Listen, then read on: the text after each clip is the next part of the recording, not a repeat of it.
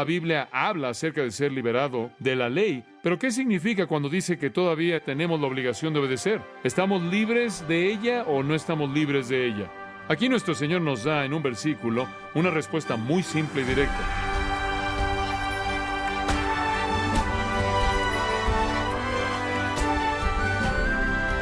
Bienvenido a su programa Gracia a Vosotros con el pastor John MacArthur. La Biblia nos dice que hubo un tiempo en Israel cuando cada uno hacía lo que bien le parecía. Hoy en día ocurre algo similar.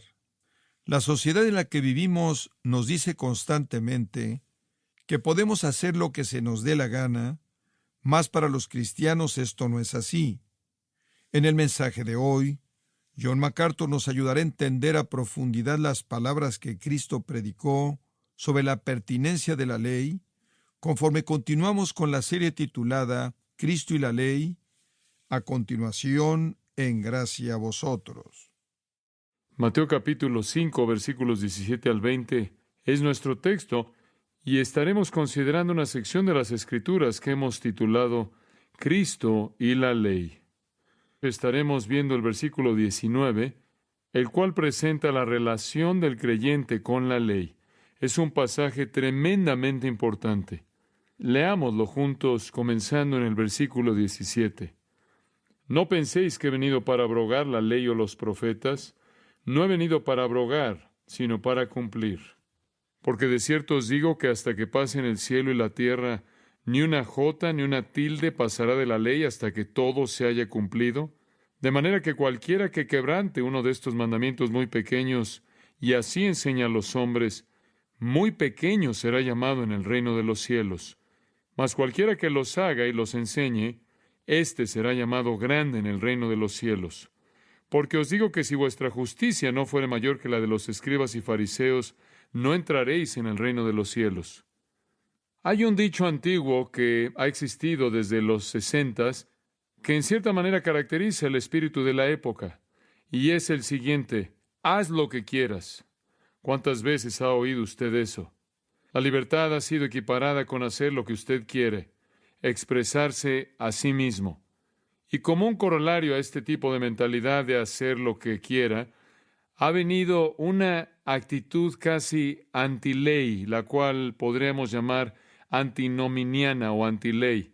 Hay casi un espíritu de transgresión, un espíritu antinominiano que va de la mano con el concepto de hacer lo que usted quiere. No deje que nadie le diga qué hacer, ni Dios, ni la Biblia, ni el gobierno, ni su escuela, ni su marido o mujer, ni su jefe, ni nadie más.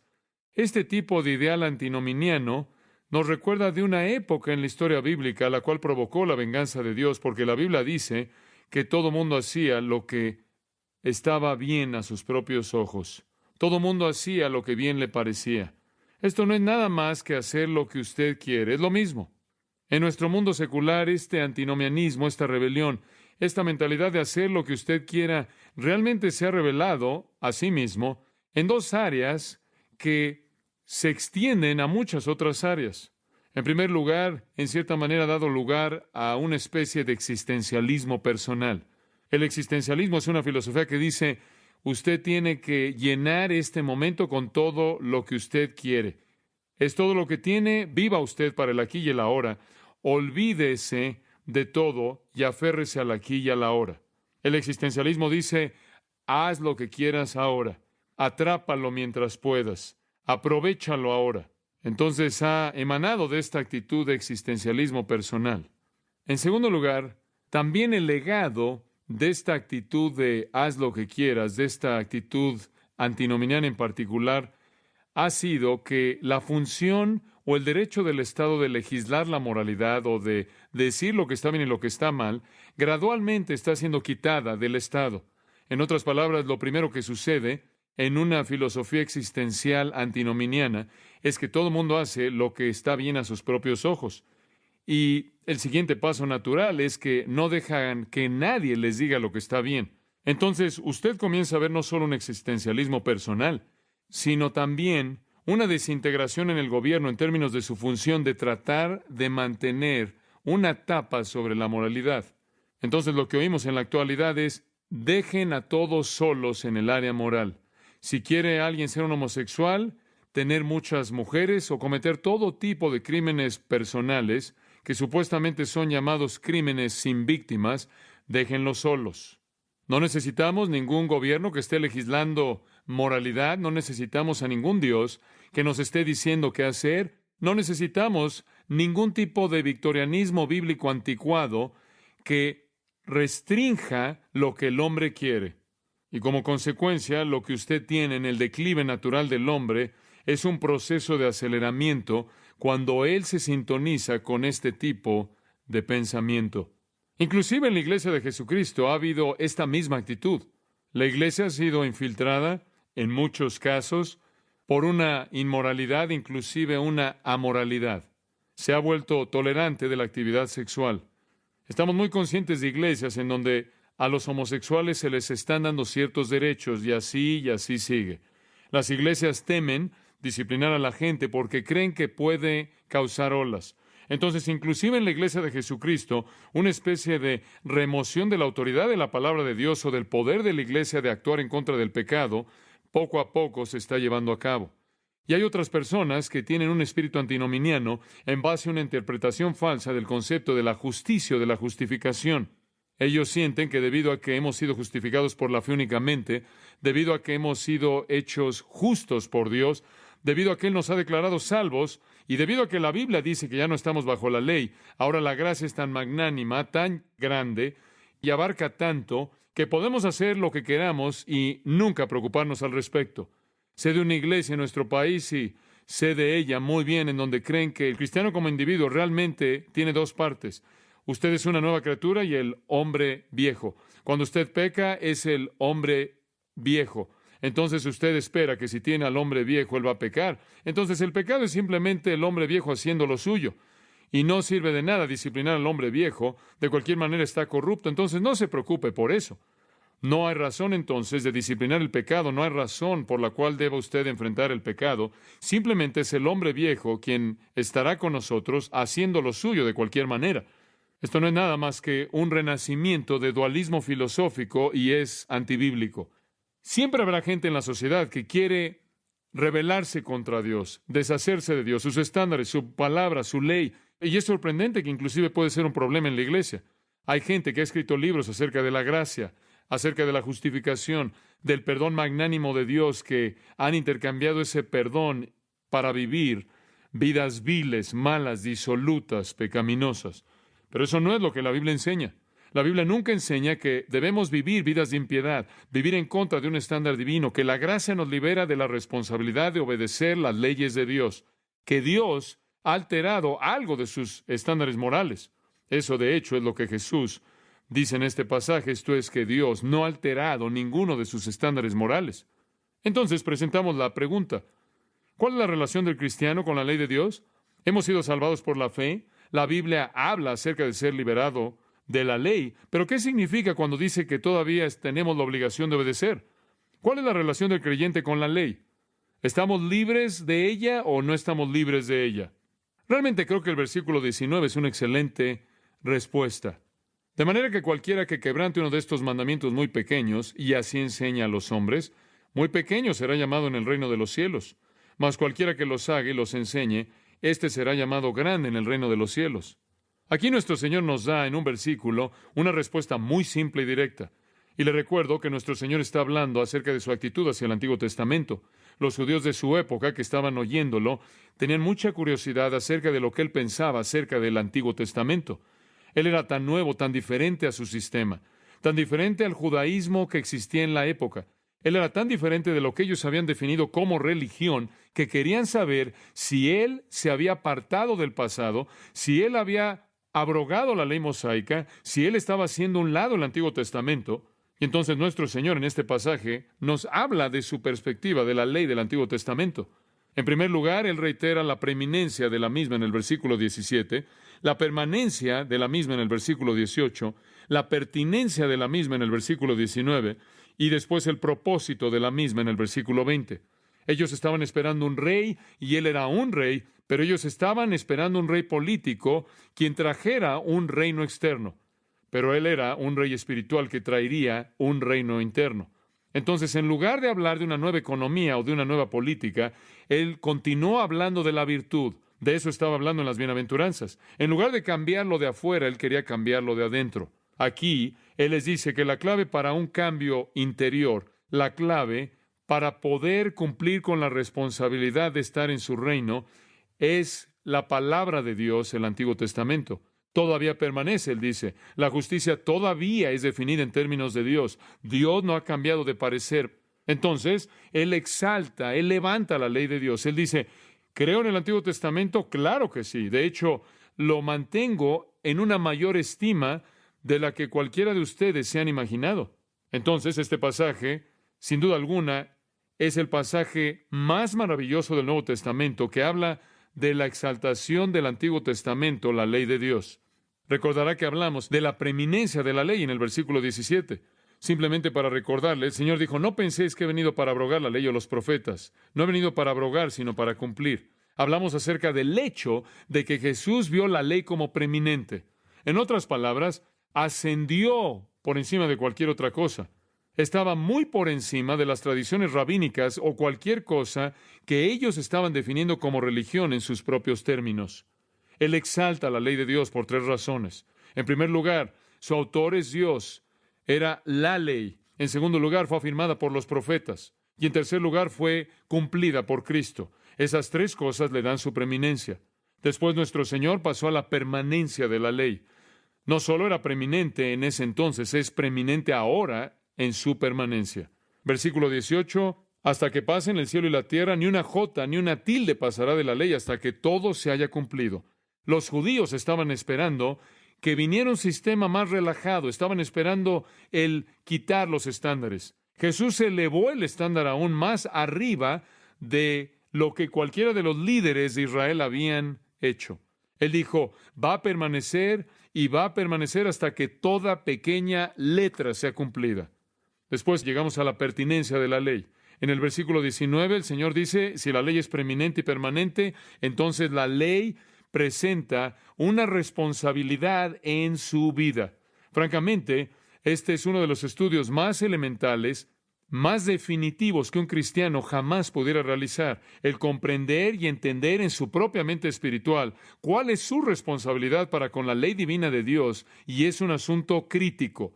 Va a determinar si usted es el menor o el mayor en el reino, si usted va a entrar apenas o si usted va a estar cargado de recompensas. Nuestro Señor advierte a sus oyentes en el versículo 19 en contra de hacer un lado o de invalidar inclusive el más pequeño de los estándares morales de Dios.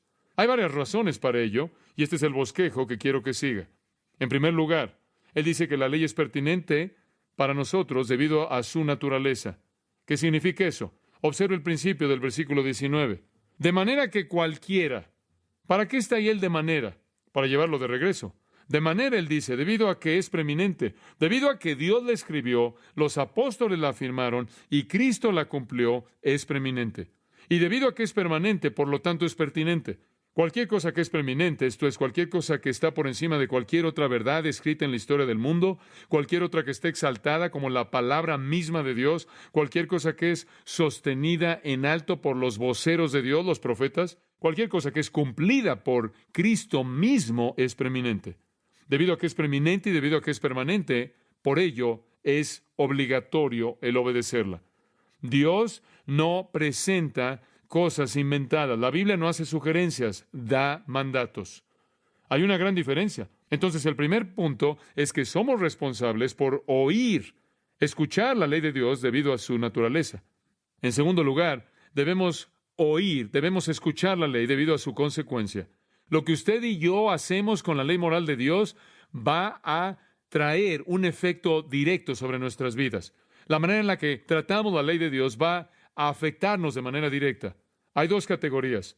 Aquellos que quebrantan aún el más pequeño mandamiento y enseñan a otros a hacerlo serán llamados pequeños en el reino de los cielos. Aquellos que guardan los mandamientos y enseñan a otros serán llamados los más grandes o grandes en el reino de los cielos. En otras palabras, por lo que usted hace con la ley, usted será designado como el menor o el mayor. Veamos, en primer lugar, el resultado negativo, la consecuencia negativa. Debemos obedecer la ley de Dios debido a su naturaleza como permanente y preeminente y debido a sus consecuencias. La primera, el concepto de menor es negativo. El versículo 19 dice que si usted quebranta esto o enseña a otros a hacerlo, muy pequeño será usted. Permítame ayudarle a entender este pensamiento. La palabra quebrante es una palabra muy interesante. Es la palabra luo, una palabra muy común en el griego. Significa soltar, liberar, anular o destruir. La idea aquí es que si usted se suelta a sí mismo, se libera a sí mismo de una obligación de obedecer el mandamiento más pequeño de Dios, usted será llamado muy pequeño en el reino. Es algo interesante ver la palabra aquí debido a la palabra que iba con ella más atrás, ahí en el versículo 17. Ahí Jesús dijo, no penséis que he venido para abrogar la ley. Esta es otra forma de la misma palabra luo. Jesús dijo, no he venido para soltar la ley, y si ustedes lo hacen, serán considerados el más pequeño en el reino. Nada más que Jesús usó una palabra más intensa. Jesús usó el mismo verbo, nada más que con una cata antes, lo cual lo intensifica. Lo que él está diciendo es esto. No vine a anular de manera absoluta, no vine a destruir de manera absoluta, no vine a devastar de manera absoluta, no vine a abrogar la ley. Pero si ustedes sueltan por lo menos una pequeña parte de ella, serán llamados muy pequeños en el reino. En otras palabras, Jesús está diciendo, no vine a destruir en absoluto, pero la tentación para el creyente va a ser el estar jugando con partes de la misma y hacer a un lado lo que no se acomoda con lo que quieren hacer. Este es un problema muy común, usted sabe. Es muy posible para un cristiano hacer eso. Es imposible para Cristo hacerla a un lado, pero es posible para usted hacerlo. ¿No es eso interesante? Es posible para usted y para mí, mediante la desobediencia, ignorancia, una representación equivocada, la manipulación por razones egoístas, el hacer a un lado la ley de Dios y simplemente hacer lo que queremos. Es muy posible. Pero si lo está haciendo, permítame decirle, usted está haciendo algo que Jesús nunca haría. Usted ha dejado de parecerse a Cristo cuando peca. Observe que dice uno de estos mandamientos muy pequeños. ¿Hay grados? Sí. Creo que hay algunos pecados que son más severos que otros. Los judíos creían eso. Los judíos habían dividido el Antiguo Testamento y sus leyes en dos categorías, positivo y negativo. Decían que habían 248 mandamientos positivos y 365 negativos, uno para cada día del año. Entonces, habían 613 mandamientos y solían tener muchos argumentos, muchos debates, grandes argumentos, grandes debates acerca de cuáles eran los más pesados, cuáles eran los más ligeros, cuáles eran los importantes y cuáles eran menos importantes. Estaban más preocupados con concentrarse en los más importantes. Sí, habían unos más grandes y unos menores en sus mentes y sin duda en la mente de Dios. No obstante, Jesús está diciendo, si ustedes toman uno de los más pequeños de estos, unos de los más insignificantes, y de manera abierta y desafiante los hacen a un lado y se sueltan a sí mismos de la obligación con esa ley o a esa ley, serán llamados más pequeño en el reino. Jesús está diciendo que Él sostenía, tenía en alta estima cada parte de la ley de Dios en su lugar apropiado. Mantenga en mente que habían partes de la ley del Antiguo Testamento, partes ceremoniales, civiles y judiciales, que encontrarían su cumplimiento en la época de Cristo. Cuando fueron cumplidos, dejaron de ser obligatorios para nosotros. Pero en cualquier punto en la historia de redención, fuera cual fuera la parte que todavía era obligatoria en ese entonces, nadie tenía el derecho de soltarla. Nadie. Esa es la razón por la que en Hechos 20:27 el apóstol Pablo le dijo a los ancianos efesios, porque no he oído anunciaros todo el consejo de Dios. ¿Por qué? Porque todo el consejo de Dios es obligatorio. Esa es la razón por la que me encanta estar en una iglesia. Esa es la razón por la que deseo estar aquí. Porque siento que necesito enseñarle a la gente todo el consejo de Dios. Solía tener 10 trajes y 10 sermones y simplemente me movía, seguía moviéndome, viajaba, pero nunca podía terminar. Cuando usted aterriza en un lugar y derrama su vida en la palabra de Dios, entonces usted puede enseñar la plenitud, la totalidad del consejo de Dios.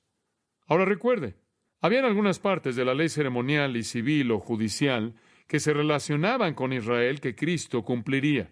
En otras palabras, cuando Cristo hizo un lado Israel y edificó su iglesia, entonces la ley civil que se relacionaba con la nación de Israel fue hecha un lado. Cuando Cristo murió en la cruz, la ley ceremonial fue hecha un lado. El velo fue rasgado en dos. El lugar santísimo se abrió. El sistema sacrificial llegó a un alto. Unos cuantos años después, la ciudad entera de Jerusalén fue aplastada, el templo fue derribado y nunca han habido sacrificios judíos desde ese entonces. Entonces, cuando Cristo vino, hubieron algunas cosas que fueron cumplidas, cosas judiciales, civiles y ceremoniales, pero la ley moral de Dios no ha cambiado. Acerca de la pregunta de que si algunos mandamientos eran más importantes que otros, simplemente para ayudarle a entender esto, veamos Mateo 22. Aquí viene una discusión acerca de cuál es la parte más importante de la ley de Dios. Los fariseos y saduceos están involucrados aquí. Los fariseos vienen y uno de ellos, quien era un intérprete de la ley, le preguntó a Jesús algo, probándole, diciendo, Maestro, ¿cuál es el gran mandamiento de la ley? Esto indica que esta era su discusión. Querían saber cuál era el mandamiento más importante, cuáles son los pesados, usted sabe. Queremos guardar esos. En cierta manera es difícil guardar los pequeños, pero si tan solo pudiéramos concentrarnos en los grandes, eso sería bueno. Jesús le dijo, amarás al Señor tu Dios con todo tu corazón y con toda tu alma y con toda tu mente. Este es el primero y grande mandamiento. Y el segundo es semejante, amarás a tu prójimo como a ti mismo. De estos dos mandamientos depende toda la ley y los profetas. Ahí está. El Señor mismo estaba dándole niveles a los mandamientos. Número 1, ama al Señor con todo tu corazón, alma y mente. Número 2, ama a tu prójimo como a ti mismo.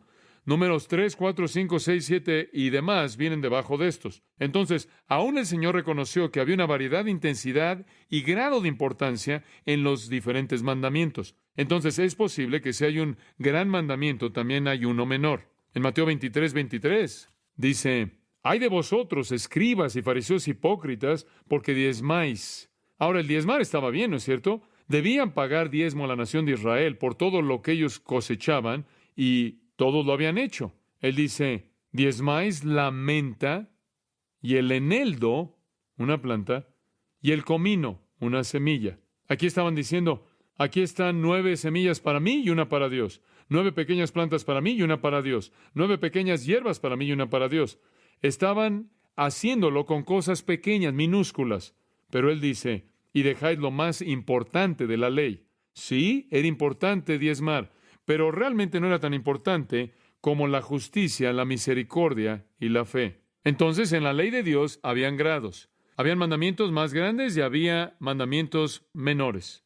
Esto simplemente es un comentario para ayudarle a entender que es posible violar lo que el Señor vería como un mandamiento menos importante, un mandamiento menos importante quizás. Pero no sea que usted piense que no es importante obedecer los pequeños. Jesús dijo que si usted suelta su obligación del mandamiento más pequeño y le enseña a alguien más a hacerlo, usted será llamado pequeño en el reino. Regresemos a Mateo 5. Creo que todos estaremos de acuerdo con que el asesinato era un pecado peor que dejar de observar el día de reposo, pero para un judío en el Antiguo Testamento eso era serio. Creo que en nuestra época diríamos que el asesinato es peor que dejar de darle al Señor lo que le pertenece en su ofrenda una semana u otra, pero violar inclusive el más pequeño de los estándares de Dios es tomar un lugar de respeto menor y honor y recompensa en el reino. Algunos dicen que cuando dice muy pequeño en el reino, que esto es lo que otras personas pensarán acerca de usted.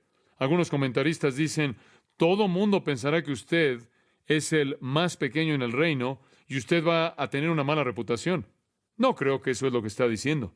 No creo que eso es pequeño en un sentido subjetivo, en donde alguien piensa que usted es el más pequeño. Creo que es pequeño en un sentido objetivo. Creo que si usted quebranta los mandamientos de Dios, Dios va a ser lo más pequeño en su reino. Estoy contento acerca de algo. No dice que Él lo expulsa.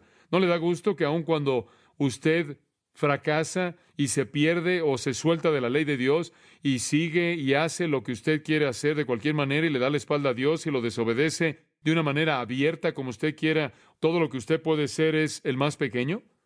Pero usted todavía va a estar en el reino. Pero creo que es un lugar de bendición, un lugar de fruto, un lugar de utilidad y un lugar de recompensa. Si usted anda por todos lados quebrantando el mandamiento de Dios, usted no va a ser necesariamente expulsado de su reino. Esa no es la idea.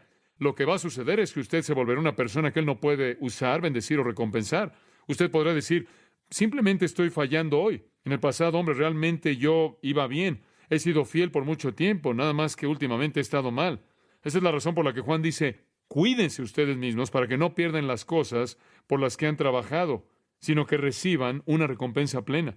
Puede pasar la primera mitad de su vida cristiana ganándolo y la segunda mitad perdiéndolo. Entonces la Biblia dice, aún el mandamiento más pequeño, cuando es violado, lo hace el individuo más pequeño. Como puede ver, la razón es esta.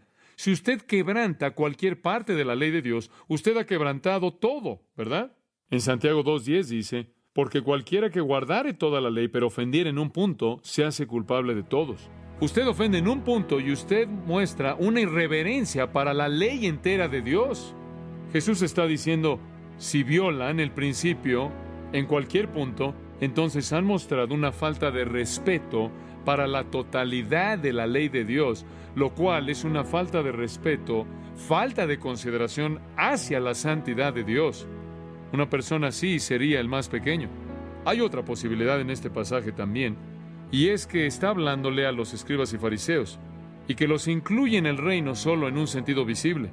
Ellos son farsantes, no son reales en absoluto. Entonces lo que Él les está diciendo es, ustedes, personas que toman un lugar físico en el reino, que se apegan al reino externamente y no obedecen las leyes de Dios, van a ser los más pequeños en el reino.